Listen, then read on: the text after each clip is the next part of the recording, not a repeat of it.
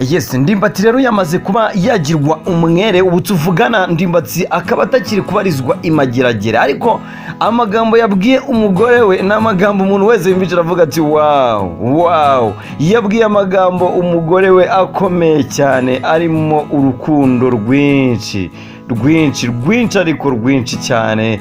Uyu rero Ndimbati rero akaba yagize ati mbere na mbere nagira ngo mumfashe buri wese ashima Imana mu mutima we, buriya nta kintu kiri hejuru y'Imana mu bantu. Nshimira cyane, ndashimira umufasha wanjye, ndabivuze ndi imbere y'itangazamakuru kandi nzahora mbivuga, mfite umugore utameze nk'abandi bagore, mfite umugore wihangana, mfite umugore w'intangarugero. Uyu mugore wanjye ni intangarugero pe.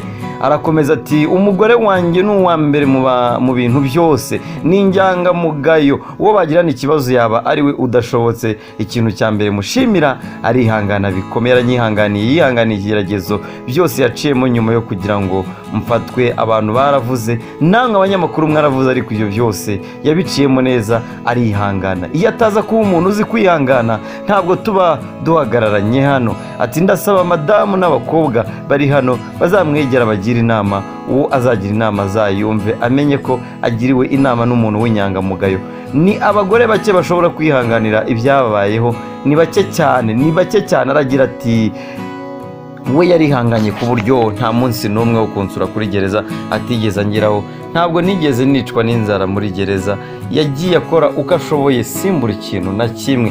Mu marangamutima menshi cyane Ndimbati yavuze ko umuntu w'inshuti umubonera mu byago nk'ako yarimo, avuga ko ubuzima butari bworoshye. Ati ntabwo byari byoroshye kuba umuntu ashobora kwihangana ku byamvugwagaho, akihanganira abamuhamagaraga bamuca intege, akihanganira abasekaga, kugeza ubu tukaba duhagararanye. Nyuma yo kugaragaza uruhare rw'umugore we, yahindukiye aramureba, aramuhobera ati sheri wanjye warakoze kandi Imana iguha umugisha. Nyuma yo kumuhobera umugore we yasazwe n'amarira, maze Ndimbati amurata ubutwari n'umurava ahorana. Wihoreye yavuye muri gereza kugira ngo asohoze ubutumwa. Ibi nibyo yivugiye, aho yagize ati urugo rwacu ni intangarugero, ariko nagiye muri gereza kugira ngo nsoze misiyo nagombaga kugeraho. Ahangaha yagarutse ku bafana be, yagarutse ku nshuti bamukundaga, ariko ageze muri gereza asanga ari abafana benshi bamukundaga ariko batamuzi. Ati rero hariya naho biba ari igihe kugira ngo mbanze mpagere kandi nsoze ubutumwa Imana yantumyeyo. Ati ndashimira umugore wanjye. Ngayo nguko ibi ni ibyavuzwe na Ndimbati ataka umugore we, amuvuga ibyiza. Ndagushimiye, ariko reka nkubwire ngo kora subscribe nshuti, yikore. We ask you gukora subscribe n'ibintu bitandukanye. Imana ibarinde, ndabakunda cyane.